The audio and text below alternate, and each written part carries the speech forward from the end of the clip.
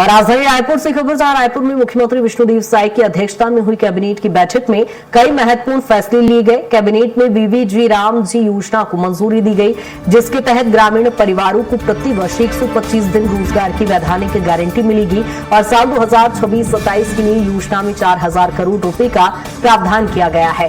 इसके अलावा अटल आजीविका समृद्ध हाट योजना को भी मंजूरी दी गई, जिससे स्थानीय उत्पादन और स्वरोजगार को बढ़ावा मिलेगा। कैबिनेट ने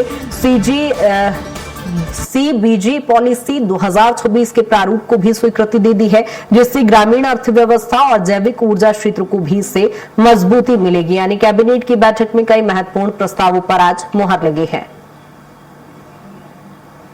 और इसी पर ज्यादा जानकारी के साथ दिलीप हमारे साथ जुड़ गए हैं। दिलीप, आज साय कैबिनेट की बैठक थी, क्या कुछ महत्वपूर्ण प्रस्ताव जिन पर मुहर लगी है? जी बिल्कुल कृतिका, बता दें कि आज साय कैबिनेट की बैठक में 3 महत्वपूर्ण प्रस्तावों पर मुहर लगी है, जिसमें सबसे पहले वीबीजी राम जी, जो पहले मनरेगा था, जिसे केंद्र सरकार ने इसको अधिनियम के रूप में बदलाव किया है वीबीजी राम जी के रूप में, तो उसी को छत्तीसगढ़ राज्य में भी अब उसको अनुमोदन मिल गया है। कैबिनेट ने इसको मंजूरी दे दी है। वीबीजी राम जी के तहत छत्तीसगढ़ में हर परिवार को, जो ग्रामीण क्षेत्र के परिवार है, गरीब परिवार है, उनको मनरेगा के तहत 125 दिनों का काम दिया जाएगा, रोजगार दिया जाएगा। और इसमें साथ ही साथ इसके लिए राज्य सरकार की ओर से 2026-27 के लिए 4000 करोड़ रुपए का बजट भी आवंटित किया है। 4000 करोड़ रुपया सरकार की ओर से दी जाएगी। हालांकि वीबीजी राम जी में अब केंद्र से 60% पैसे और 40% जो पैसा है वो राज्य सरकार को इसमें वहन करना होगा। 60-40 का रेशियो इसको बनाया गया है। पहले इसमें लगभग 100% पैसा जो केंद्र सरकार से मिलता था, लेकिन इसमें 40% क्योंकि राज्य सरकार को योगदान देना होगा, इसलिए 4000 करोड़ रुपए का इसके लिए प्रावधान भी कर दिया गया है।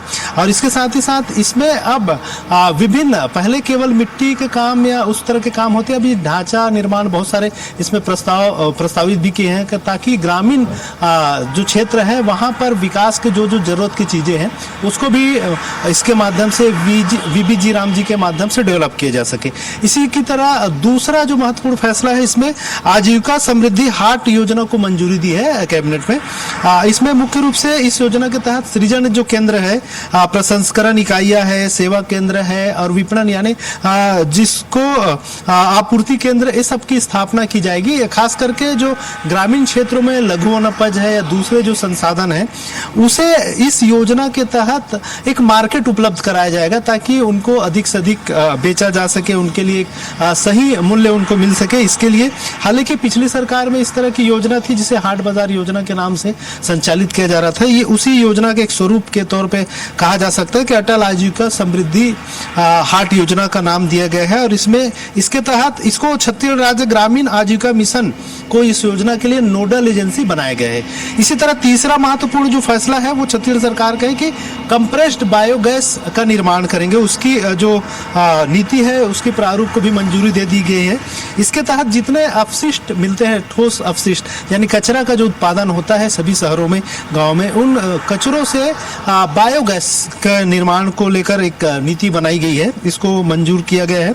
और इसके लिए जो नोडल इकाई है वो छत्तीसगढ़ बायोफ्यूल विकास प्राधिकरण को नोडल एजेंसी बनाया गया है, जो सीबीजी मतलब कंप्रेस्ड बायोगैस के जो निर्माण है छत्तीसगढ़ में, उसको प्रभावी रूप से करेगा। और इसके कुल मिलाकर कहा जा सकता है कि ग्रामीण क्षेत्रों के विकास पर विशेष तौर पर सरकार का फोकस है और आगामी दिनों में शायद वो धरातल पर भी देखने को मिलेगा। बहुत शुक्रिया तमाम जानकारी के लिए।